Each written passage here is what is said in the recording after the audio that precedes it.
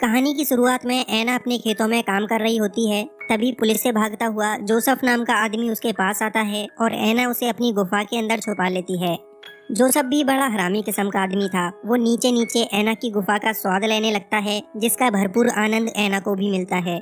Police के वहां से जाने के बाद वो दोनों एक दूसरे के साथ रहना शुरू कर देते हैं और दबाकर एक दूसरे के साथ घचाघच करते हैं। अब एक दिन वो आता है कि पुलिस जोसेफ को धर दबोचती है, लेकिन जोसेफ बड़ा शातिर आदमी था, इसलिए वो पानी में कूदकर वहां से भाग जाता है। अब कुछ लोग ये मान बैठते हैं कि जोसेफ पानी में डूबकर मर गया, लेकिन कुछ लोगों का मानना ये था कि जोसेफ अमेरिका जाकर एक बड़ा बिजनेसमैन बन गया। इधर ऐना और उसकी बेटी एग्नेस बाजार में सामान बेचकर अपना गुजारा करते हैं। ऐना की बेटी एग्नेस भी हवस में इतनी भरी हुई थी कि वो एक साथ दो लोगों को फंसाई पड़ी थी, जिनमें एक तो उसका कजिन भाई जैन था जो एक पॉलिश पोस्ट ऑफिस में काम करता था, और दूसरा अल्फ्रेड नाम का एक आदमी था जो एक जर्मन शेफ था। एग्नेस हर रोज उन दोनों से अपना कांड कराती थी क्योंकि उसे इसी में मजा आता था, लेकिन उसकी शादी हो जाती है अल्फ्रेड के साथ और जैन छुप छुप कर मिलने वाला आशिक बनकर रह जाता है।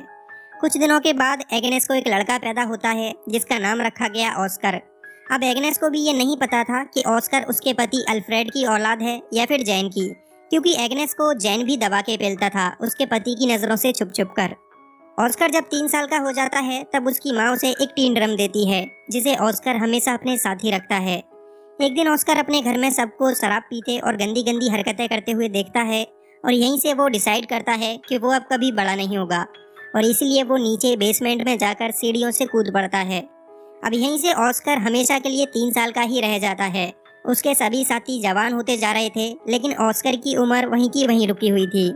लेकिन ऑस्कर अपनी माँ के दिए हुए टूटे ड्रम को कभी भी खुद से अलग नहीं करता था।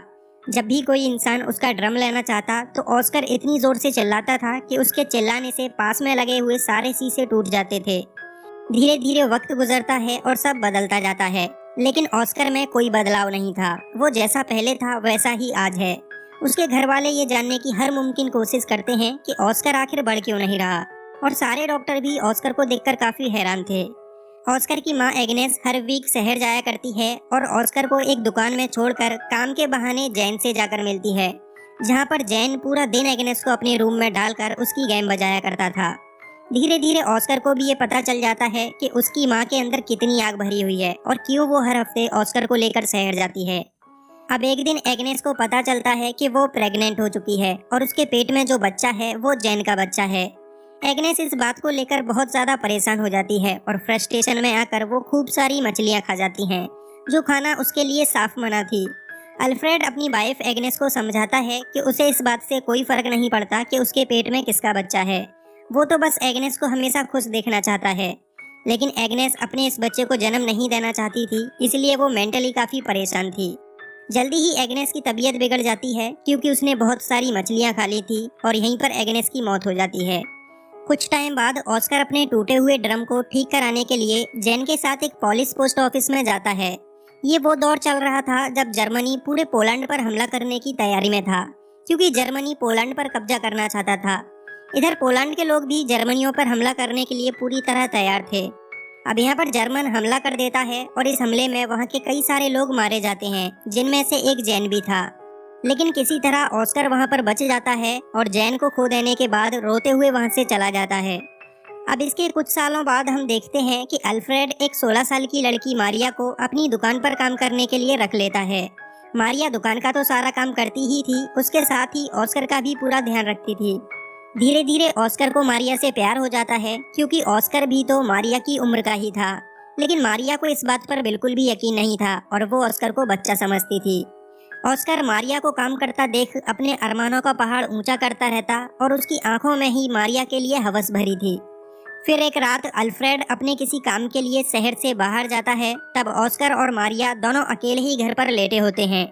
ऑस्कर मारिया को पास लेटा देख अपनी हवस को रोक नहीं पाता और उसके कंबल में घुसकर मारिया के साथ घचाघच करने में लग जाता है। मारिया भी इसका पूरा मजा लेती है और अपने पैर खोलकर पड़ी रहती है। अब ऑस्कर को मारिया की लत लग जाती है और वो तो अब हर रोज मारिया की बजाना चाहता है। फिर एक दिन ऑस्कर को पता चलता है कि मारिया का चक्कर तो उसके पिता अल्फ्रेड के साथ चल रहा होता है, और अल्फ्रेड मारिया को रोजाना अपनी गोद में झूला झुलाता है। मारिया अल्फ्रेड से बहुत प्यार करती थी, लेकिन अल्फ्रेड सिर्फ उसकी बजाना चाहता था, इसके अलावा कुछ भी नहीं। मारिया अल्फ्रेड के इस बर्ताव से बहुत ही ज्यादा दुखी और परेशान हो जाती है। वो रूम में बैठकर रो रही होती है, तब ऑस्कर उसे संभालने के लिए मारिया के पास आता है। ऑस्कर मारिया को शांत करने की कोशिश करता है। तभी मारिया गुस्से में आकर ऑस्कर को बौना बोलते हुए उसके पिछवाड़े पर एक जोरदार लात मार देती है, जिससे बेचारा बौना ऑस्कर दूर जाकर गिरता है। अब कुछ महीनों के बाद मारिया का पेट भी फूल जाता है, यानी कि वो अल्फ्रेड के बच्चे की मां बनने वाली थी। लेकिन शैतान ऑस्कर नहीं चाहता था कि मारिया अल्फ्रेड के बच्चे को जन्म दे, इसलिए वो उस बच्चे को मार देना चाहता था।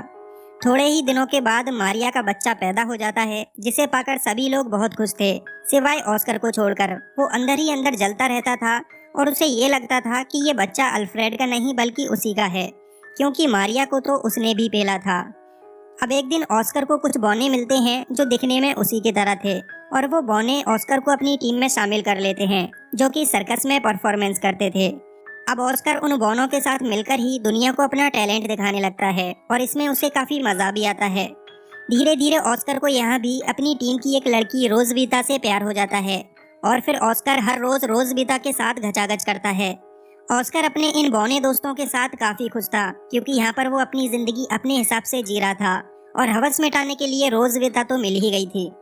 फिर एक दिन अमेरिकन सेना यहाँ पर हमला कर देती है, जिसमें ऑस्कर की आइटम रोजबीता मारी जाती है।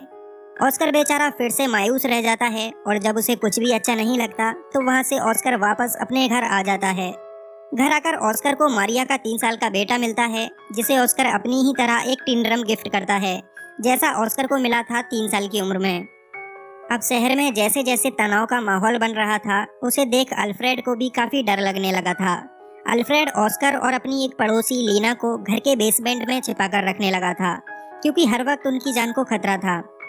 फिर एक दिन अल्फ्रेड के घर में रशियन सिपाही घुस आते हैं, और वो सबके सामने ही लीना के साथ जबरदस्ती करते हैं। यहीं पर अल्फ्रेड की भी मौत हो जाती है, जिसके बाद ऑस्कर बिल्कुल अकेला हो जाता है। अगली सुबह मॉरिस नाम का एक आदमी अल्फ्रेड की दुकान पर आता है, और वो उस दुकान को अपने कब्जे में कर लेता है।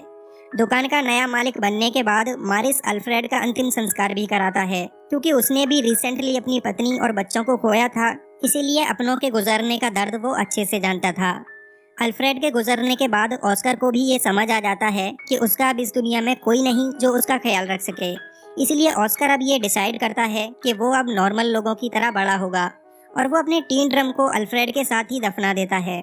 मगर तभी एक पत्थर कहीं से आकर ऑस्कर के सर में लगता है, और वो वहीं पर बेहोश हो जाता है। फिर वहीं मौजूद एक आदमी सबको बताता है कि ऑस्कर अब बड़ा होने लगा है, और वो सब लोग काफी खुश हो जाते हैं। इसके बाद वो सभी लोग इस शहर को छोड़कर कहीं दूर चले जाते हैं, और ये मूवी यहीं पर खत्म हो जाती है।